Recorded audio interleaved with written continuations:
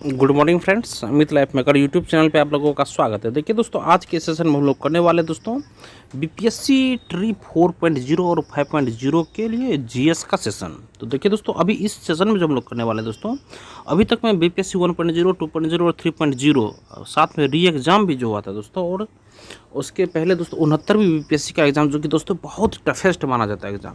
तो सारे एग्ज़ाम का जितना भी जीएस का क्वेश्चन था दोस्तों, 1.0 में 11, 12, 9, 10, 6 to 8 टोटल का जीएस इस बुक में दिया गया दोस्तों, और इसका हम सॉल्यूशन डिस्कशन करवाते हैं दोस्तों। अभी तक में टोटल हमारा एंशिएंट हिस्ट्री और मेराबल हिस्ट्री खत्म हो चुका है दोस्तों, और ये मॉडर्न हिस्ट्री का दोस्तों ये 100 क्वेश्चन तक हम लोग कर चुके थे, और ये 101 नंबर क्वेश्चन से आज हम लोग का स्टार्ट होगा दोस्तों। तो देखिए दोस्तों, आज एक नंबर फिर से देख लेते हैं, और आज दोस्तों हम ये मॉडर्न हिस्ट्री को कंप्लीट कर लेंगे। देखिए दोस्तों, हमारा 100वां क्वेश्चन है, केंद्रीय विधानसभा में हानि रहित बम किसने फेंके थे दोस्तों? तो इसमें बटुकेश्वर दत्त ने फेंका था, बटुकेश्वर दत्त। सॉल्यूशन देखिए इसका, 8 अप्रैल 1929 ईस्वी को हिंदुस्तान सोशलिस्ट रिपब्लिकन एसोसिएशन के सदस्य भगत सिंह एवं बटुकेश्वर दत्त ने पब्लिक सेफ्टी बिल एवं ट्रेड डिस्प्यूट बिल के विरोध में हानि रहित बम फेंके हैं। नेक्स्ट क्वेश्चन है, गदर पार्टी की स्थापना कहाँ पर हुई थी दोस्तों? गदर पार्टी की स्थापना कहाँ हुई थी दोस्तों?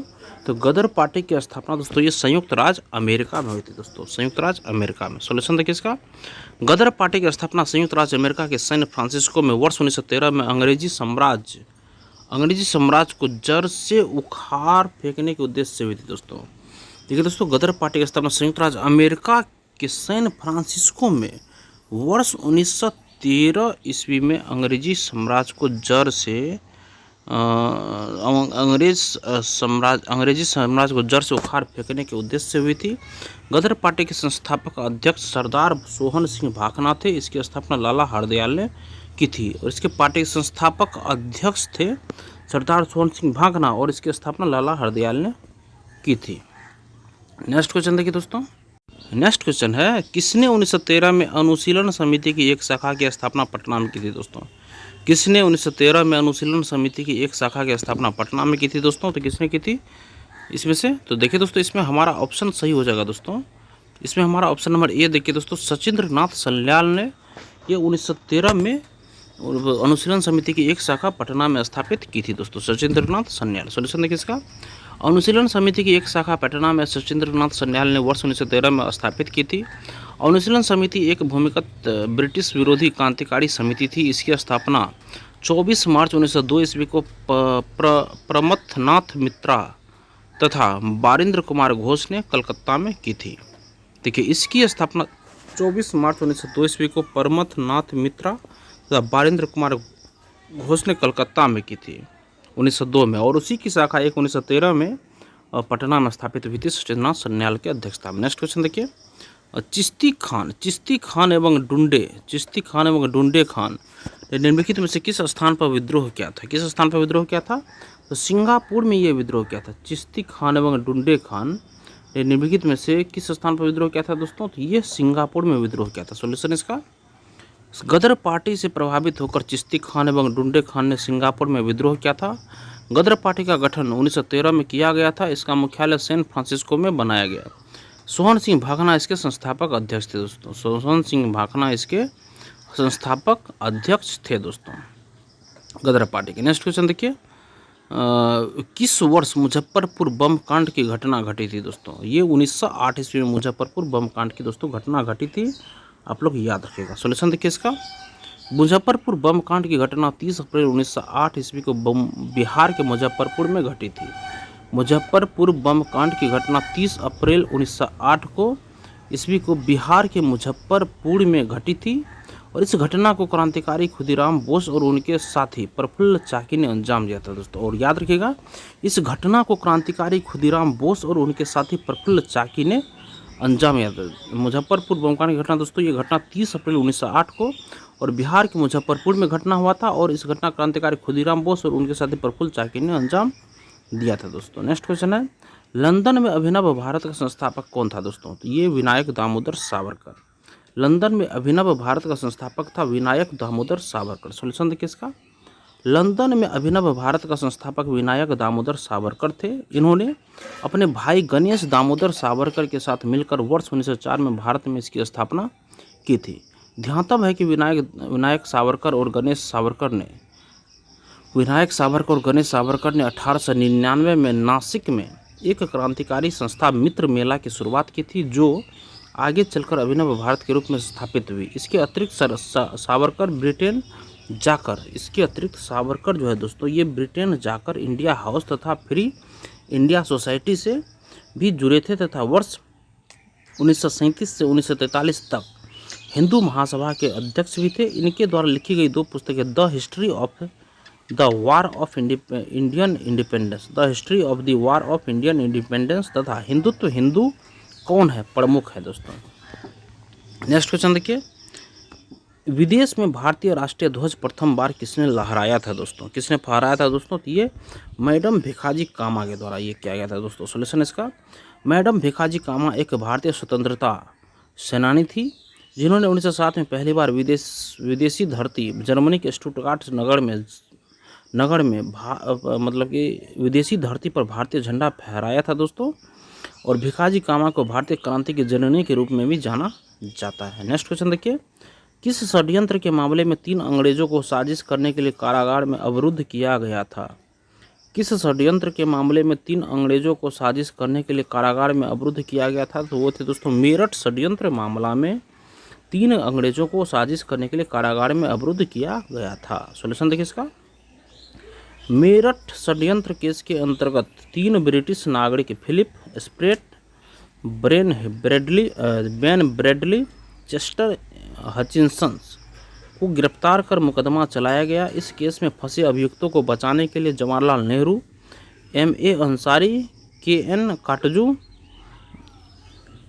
M.C. कांगला आदि ने पैरवी की थी। नेक्स्ट क्वेश्चन देखिए, जलियांवाला बाग हत्याकांड से संबंधित क्वेश्चन है दोस्तों। जलियांवाला बाग हत्याकांड के दौरान भारत का वायसराय कौन था? तो उस समय वायसराय भारत का था लॉर्ड चेम्सफोर्ड वायसराय था।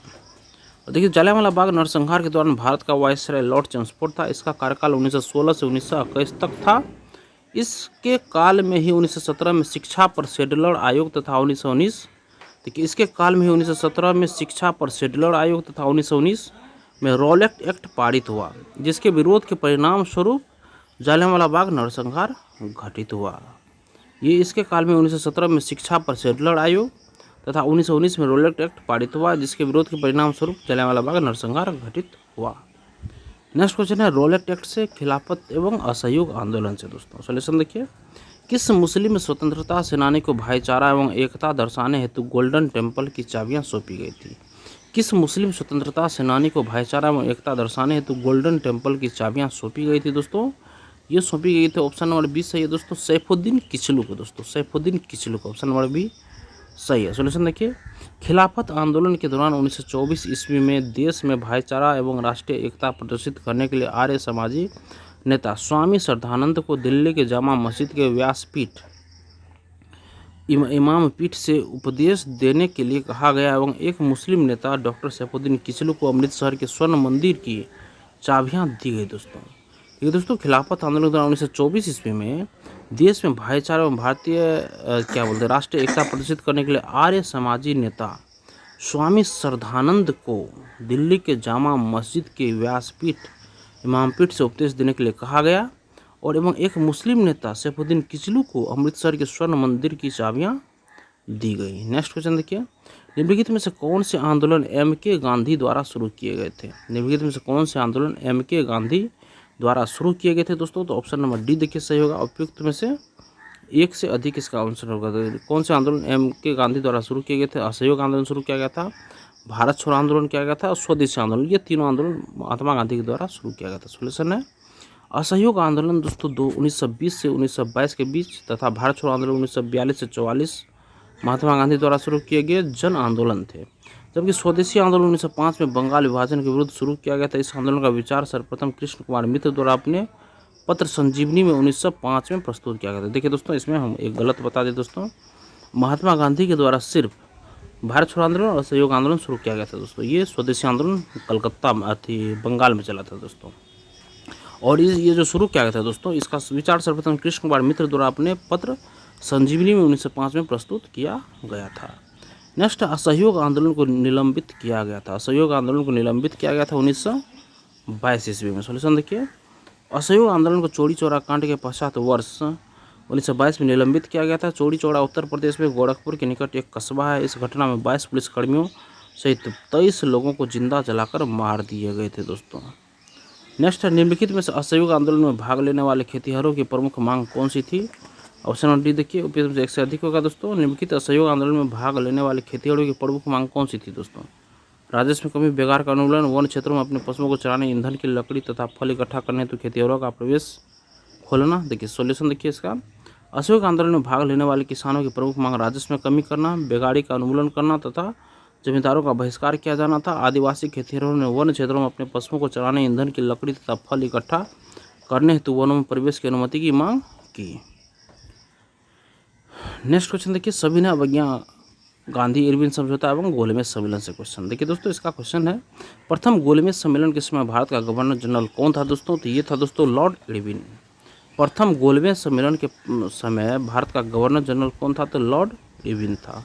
सॉल्यूशन देखिए इसका, प्रथम गोलमेज सम्मेलन के समय भारत का गवर्नर जनरल लॉर्ड इरविन थे। इनका कार्यकाल वर्ष 1926 से 1931 तक था। 1926 से 1931 तक इसका काल था। 1926 से 1931 तक इसका कार्यकाल था। नेक्स्ट क्वेश्चन देखिए, ऑल इंडिया हरिजन संघ की स्थापना 1932 में किसके द्वारा की गई थी? ये किया गया था महात्मा गांधी के द्वारा। ऑल इंडिया हरिजन संघ की स्थापना 1932 में ये महात्मा गांधी के द्वारा किया गया था। सॉल्यूशन देखिए, ऑल इंडिया हरिजन संघ की स्थापना वर्ष 1932 में महात्मा गांधी द्वारा की गई थी। इसका ध्येय अस्पृश्यता को मिटाना, हरिजन व दलितों का उत्थान करना था। नेक्स्ट देखिए, खुदाई खिदमतगार आंदोलन का नेतृत्व किसने किया था? खुदाई खिदमतगार आंदोलन का नेतृत्व किसने किया था दोस्तों? तो ऑप्शन नंबर बी देखिए, खान अब्दुल गफ्फार खान ने किया था। खुदाई खिदमतगार आंदोलन का नेतृत्व खान अब्दुल गफ्फार खान ने किया था। सॉल्यूशन देखिए इसका, खुदाई खिदमतगार आंदोलन का उत्तर पश्चिम सीमांत प्रांत में पश्तून स्वतंत्रता सेनानी अब्दुल गफ्फार खान के नेतृत्व में भारतीय उपमहाद्वीप पर ब्रिटिश कब्जे के खिलाफ एक अहिंसक आंदोलन था। यह आंदोलन गांधी जी के अहिंसात्मक आंदोलन से प्रेरित था। खुदाई खिदमतगार आंदोलन की शुरुआत वर्ष 1929 में की गई थी। देखिए दोस्तों, खुदाई खिदमतगार आंदोलन उत्तर पश्चिम सीमांत प्रांत में पश्तून स्वतंत्रता सेनानी अब्दुल गफ्फार खान के नेतृत्व में भारतीय उपमहाद्वीप पर ब्रिटिश कब्जे के खिलाफ एक अहिंसक आंदोलन था। यह आंदोलन गांधी जी के अहिंसात्मक आंदोलन से प्रेरित था। खुदाई खिदमतगार आंदोलन की शुरुआत वर्ष 1929 में की गई थी। नेक्स्ट क्वेश्चन देखिए, पूना समझौते पर हस्ताक्षर कब किए गए थे? तो पूना समझौते पर हस्ताक्षर ये 24 सितंबर 1932, 24 सितंबर 1932 में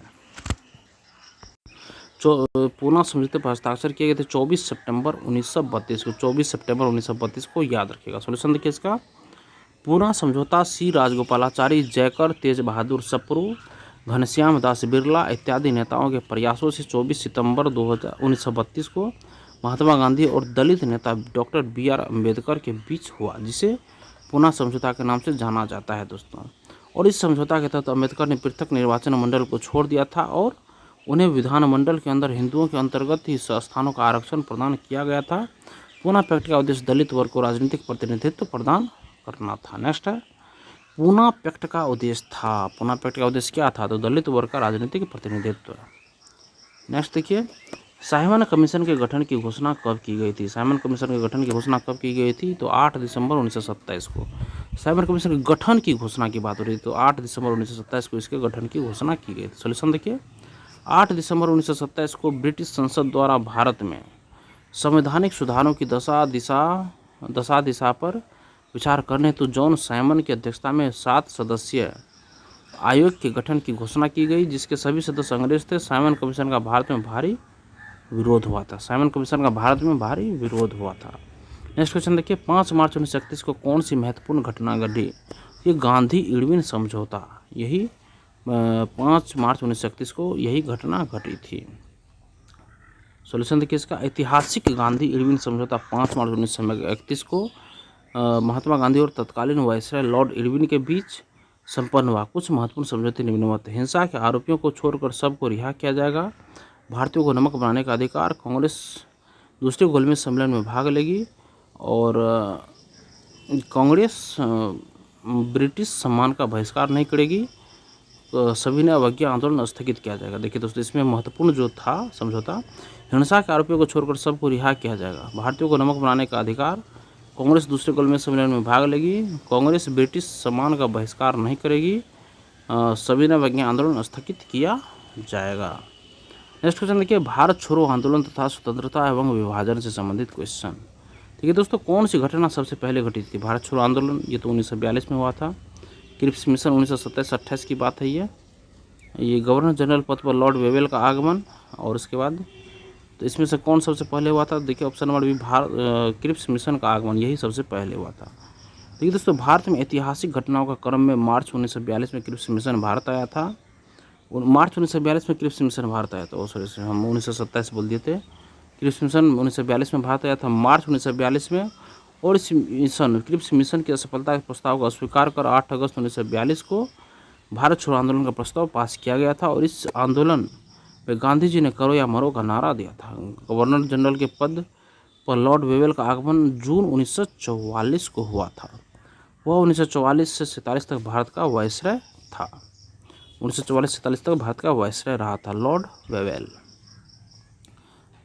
नेक्स्ट क्वेश्चन देखिए, बम्बई में कांग्रेस द्वारा भारत छोड़ो प्रस्ताव पास किया गया था। बम्बई में कांग्रेस द्वारा भारत छोड़ो प्रस्ताव पास किया गया था, तो ये 8 अगस्त 1942 को।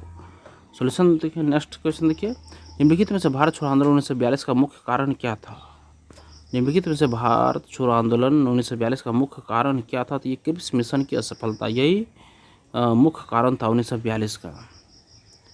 नेक्स्ट देखिए, किस तिथि को क्लीमेंट एटली ने घोषणा की कि जून 1948 तक ब्रिटिश भारत को छोड़ देगा? तो ये 20 फरवरी 1947 को।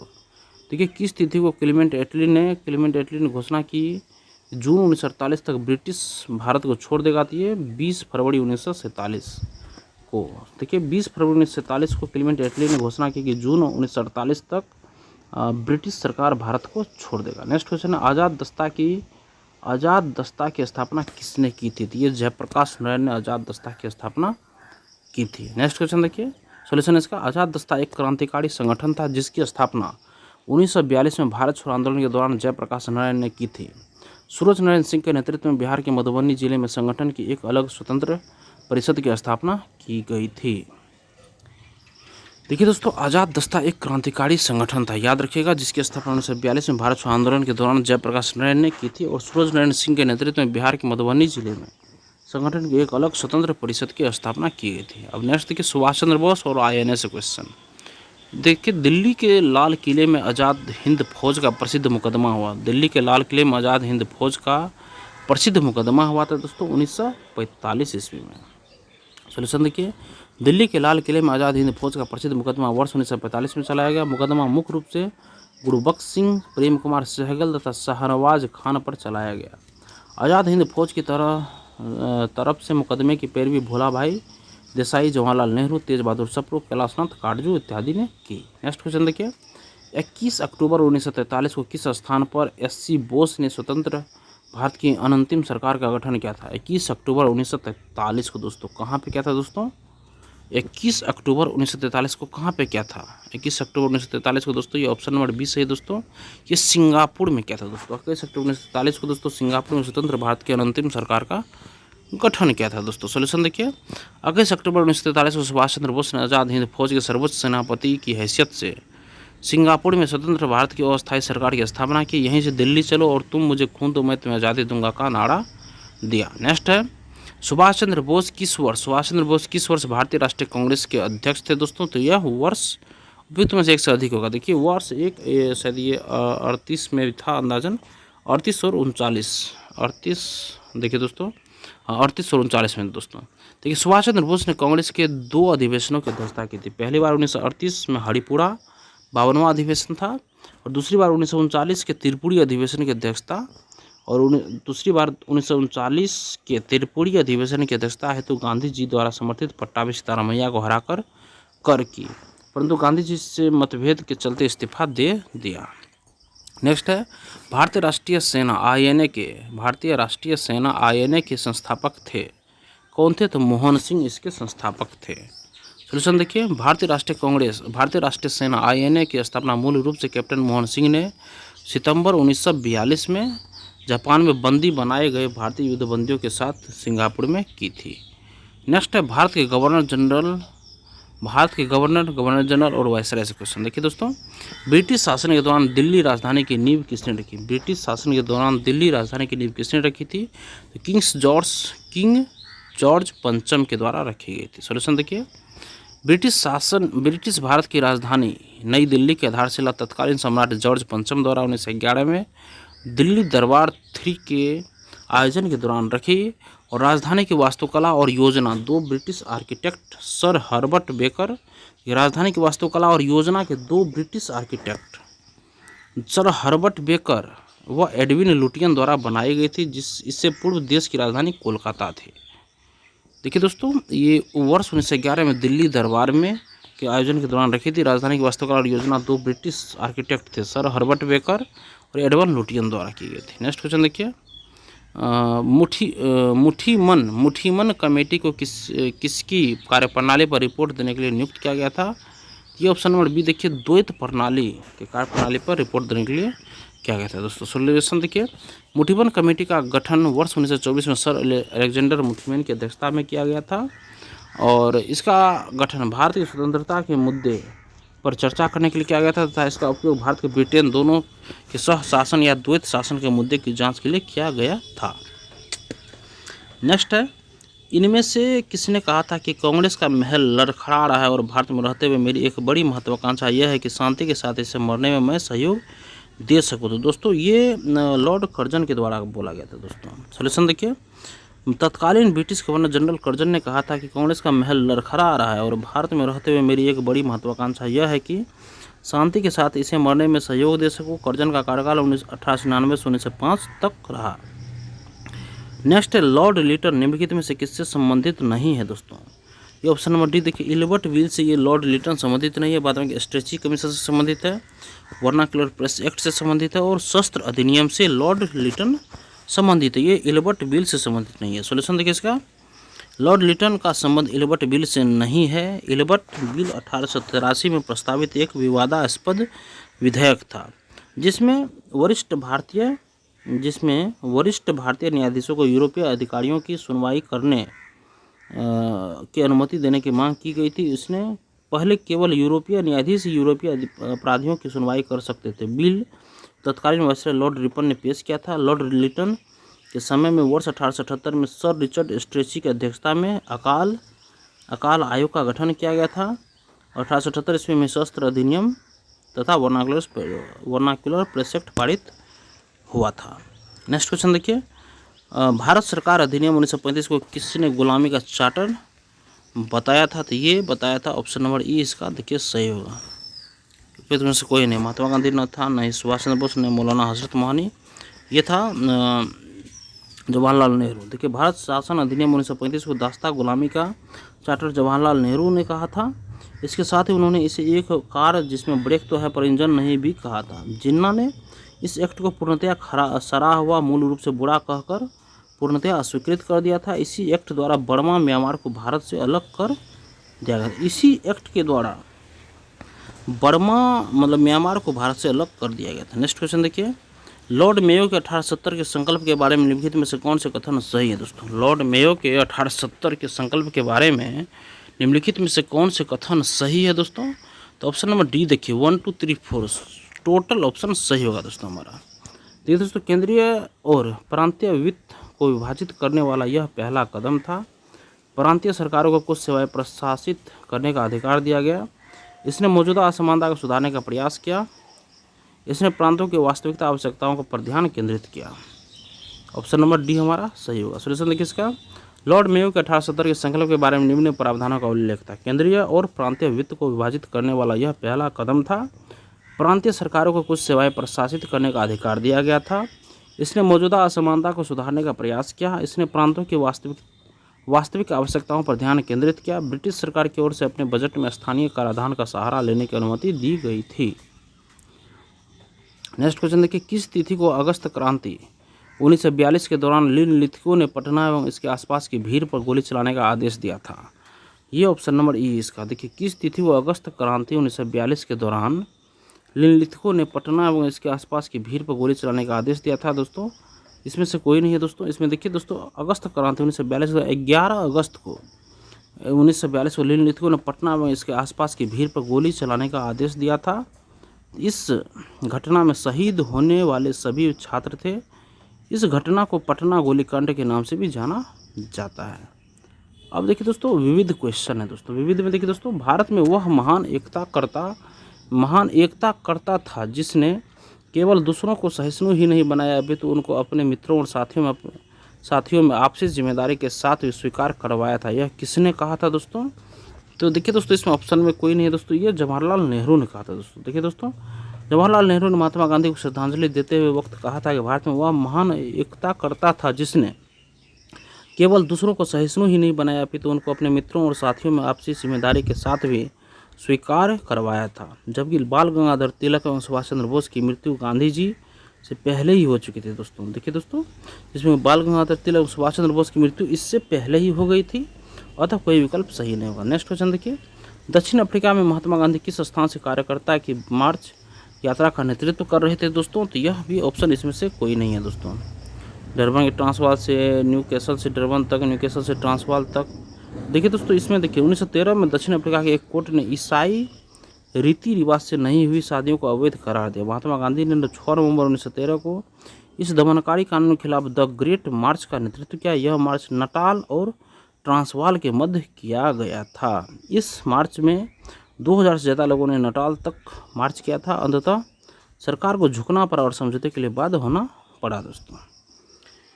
नेक्स्ट है, भारत के राष्ट्रीय पुस्तकालय ने अपनी यात्रा किसके उद्घाटन के साथ शुरू की? भारत के राष्ट्रीय पुस्तकालय ने अपनी यात्रा किसके उद्घाटन के साथ शुरू की थी दोस्तों? तो आप लोग याद रखिएगा दोस्तों, ये ऑप्शन नंबर हमारा सी इसमें सही हो जाएगा दोस्तों। 1836 मार्च 1836 में कलकत्ता पब्लिक लाइब्रेरी, मार्च 1836 में कलकत्ता पब्लिक लाइब्रेरी। सॉल्यूशन देखिए इसका, भारत में राष्ट्रीय पुस्तकालय ने अपनी यात्रा 21 मार्च 1936 को कोलकाता सार्वजनिक पुस्तकालय की स्थापना के साथ आरंभ की। कलकत्ता और सार्वजनिक पुस्तकालय को बाद में इंपीरियल लाइब्रेरी के साथ मिला दिया गया। इसको इंपीरियल लाइब्रेरी 1903 में जनता के लिए खोल दिया गया और स्वतंत्रतोपरांत 1948 में इंपीरियल लाइब्रेरी नाम में परिवर्तन अधिनियम के द्वारा इंपीरियल पुस्तकालय के स्थान पर राष्ट्रीय पुस्तकालय अस्तित्व में आया। नेक्स्ट है, अंग्रेजों ने भारत पर लंबे समय तक राज्य कैसे किया? अंग्रेजों ने भारत पर लंबे समय तक राज्य कैसे किया? तो ऑप्शन नंबर सी देखिए, बांटो और राज करो की नीति के कारण दोस्तों। सॉल्यूशन देखिए इसका, अंग्रेजों ने भारत पर लंबे समय तक शासन करने के लिए बांटो और राज करो की नीति का सहारा लिया। शुरू में हिंदू और मुसलमानों को लड़ाया गया। इसके बाद हिंदुओं को भी आपस में दलित और पिछड़ों के आधार पर लड़ाया गया। मार्ले मिंटो सुधार, मॉन्टेग्यू चेम्सफोर्ड सुधार, मुस्लिम लीग की स्थापना, सांप्रदायिक पंचायत आदि इसके प्रमुख उदाहरण है। नेक्स्ट देखिए, किस वर्ष मोहम्मडन एंग्लो ओरिएंटल कॉलेज की स्थापना अलीगढ़ में की गई थी दोस्तों? तो ये किया गया था, ऑप्शन नंबर ई इसमें सही होगा दोस्तों, इनमें से कोई नहीं। किस वर्ष मोहम्मडन एंग्लो ओरिएंटल कॉलेज की स्थापना अलीगढ़ में की गई थी दोस्तों? किस वर्ष? तो 1877 ईस्वी में की गई थी दोस्तों। देखिए दोस्तों, 1877 ईस्वी में सर सैयद अहमद ने अलीगढ़ में मोहम्मडन एंग्लो ओरिएंटल कॉलेज की स्थापना की थी। इनका उद्देश्य ब्रिटिश शिक्षा प्रणाली के अनुरूप एक कॉलेज का निर्माण करना था, लेकिन इसके इस्लामी मूल्यों से समझौता किए बिना। नेक्स्ट है, महात्मा गांधी का राजनीतिक गुरु कौन था दोस्तों? तो राजनीतिक गुरु इसमें नहीं है दोस्तों, गोपाल कृष्ण गोखले था दोस्तों। महात्मा गांधी के राजनीतिक गुरु गोपाल कृष्ण गोखले थे। गोखले का आदर्श वाक्य सार्वजनिक जीवन को आध्यात्मिक बनाना था। नेक्स्ट है, मशहूर नारा इनकलाब जिंदाबाद किसने दिया था दोस्तों? तो ये हसरत मोहानी ने दिया था। मशहूर नारा इनकलाब जिंदाबाद किसने दिया था दोस्तों? तो हसरत मोहानी ने दिया था। सॉल्यूशन इसका, मशहूर नारा इनकलाब जिंदाबाद हसरत मोहानी ने दिया था और मौलाना हसरत मोहानी ने वर्ष 1921 में इस नारे की शुरुआत की थी। वह एक प्रसिद्ध स्वतंत्रता सेनानी और उर्दू कवि थे। इनकलाब जिंदाबाद हिंदुस्तान रिपब्लिकन सोशलिस्ट एसोसिएशन का आधिकारिक नारा था। वर्ष 1929 में केंद्रीय असेंबली में बम फेंकते समय भगत सिंह और बीके दत्त द्वारा इनकलाब जिंदाबाद का नारा लगाया था दोस्तों। वर्ष 1929 में केंद्रीय असेंबली में बम फेंकते समय भगत सिंह और बीके दत्त द्वारा इनकलाब जिंदाबाद का नारा लगाया गया था दोस्तों। नेक्स्ट क्वेश्चन देखिए, इनमें से कौन अहरार आंदोलन से संबंधित है दोस्तों? तो इस हसन इमाम अहरार आंदोलन से संबंधित है। सॉल्यूशन देखिए इसका, अहरार आंदोलन की स्थापना 1910 में की गई थी। इसका नेतृत्व मौलाना मोहम्मद अली, हकीम अजमल खान, हसन इमाम और मजहर उल हक ने किया था। अहरार आंदोलन के नेता लखनऊ समझौते 1916 के खिलाफ थे दोस्तों। नेक्स्ट क्वेश्चन है 1953 में राज्य पुनर्गठन आयोग का गठन किसकी अध्यक्षता में हुआ था। 1953 में राज्य पुनर्गठन आयोग का गठन किसके अध्यक्षता में हुआ था दोस्तों। ये हुआ था ऑप्शन नंबर बी हमारा सही है, सर फजल अली की अध्यक्षता में ये गठन हुआ था। राज्य पुनर्गठन आयोग 1953 में इसी के अध्यक्षता में।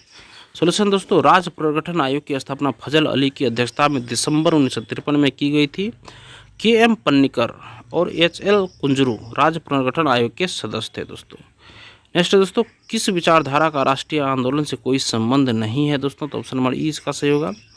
किस विचारधारा का राष्ट्रीय आंदोलन से कोई संबंध नहीं। गांधीवादी, साम्यवादी, उदारवादी। देखिए दोस्तों, उपयुक्त तीनों विचारधाराओं का संबंध राष्ट्रीय आंदोलन से रहा है दोस्तों। जहां कांग्रेस की स्थापना के प्रारंभिक चरण में उदारवादी प्रमुखता से छाए रहे, वही बाद का काल गांधी युग से संबोधित किया गया जाता है। साम्यवादी विचारधारा से प्रभावित एम.एन. राय, भगत सिंह, गुलाम हुसैन, श्रीपाद अमृत डांगे, मुजफ्फर अहमद। तो देखिए फ्रेंड्स, इसका जो हमारा सही हो जाएगा दोस्तों, ये ऑप्शन के हिसाब से दोस्तों ये ई गलत होगा और ऑप्शन सी, ए, बी, सी तीनों सही होगा दोस्तों। तो देखिए दोस्तों, सबसे पहले देखिए, उपयुक्त तीनों विचारधाराओं का संबंध राष्ट्रीय आंदोलन से रहा है। जहां कांग्रेस की स्थापना के प्रारंभिक चरण में उदारवादी प्रमुखता से छाए रहे, वहीं बाद का काल गांधी युग से संबोधित किया जाता है।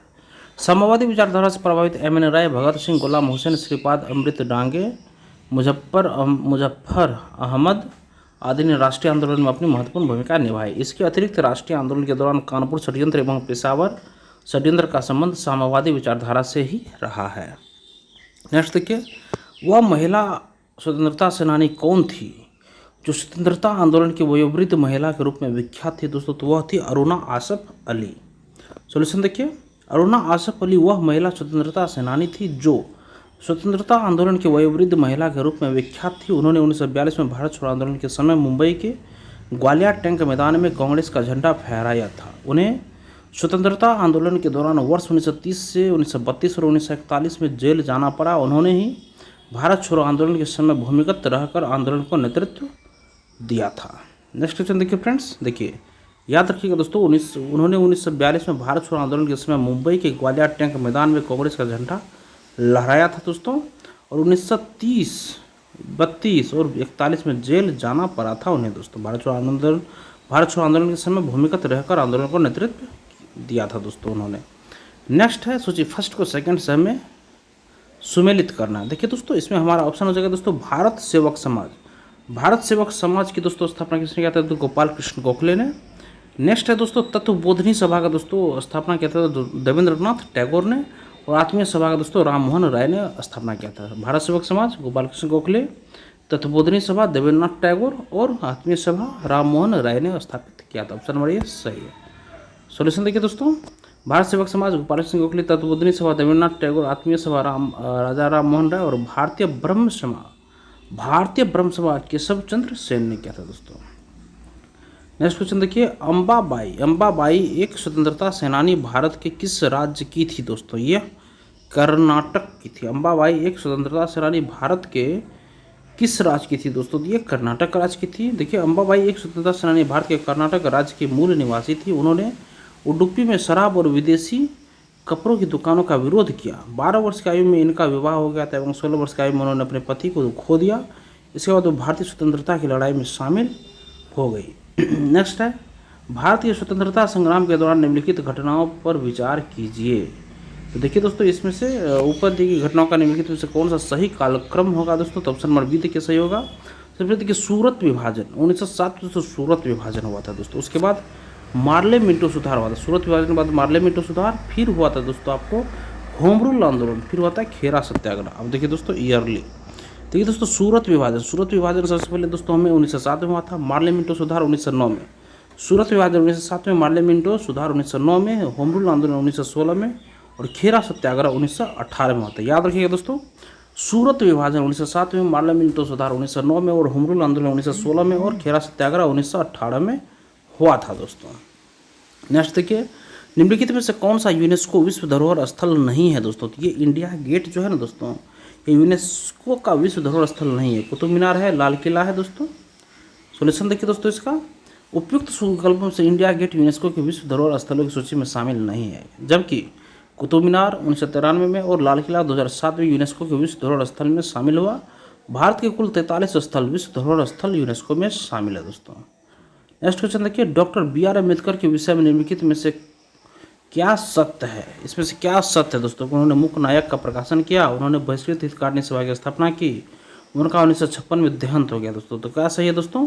तो इसमें से देखिए दोस्तों, इसमें से हमारा ऑप्शन नंबर डी सही हो जाएगा दोस्तों। एक से अधिक ऑप्शन दोस्तों, तीनों ऑप्शन हमारा सही होगा फ्रेंड्स। सॉल्यूशन देखिए इसका, डॉक्टर बी.आर. अम्बेडकर का जन्म 14 अप्रैल 1891 को महू मध्य प्रदेश में हुआ था।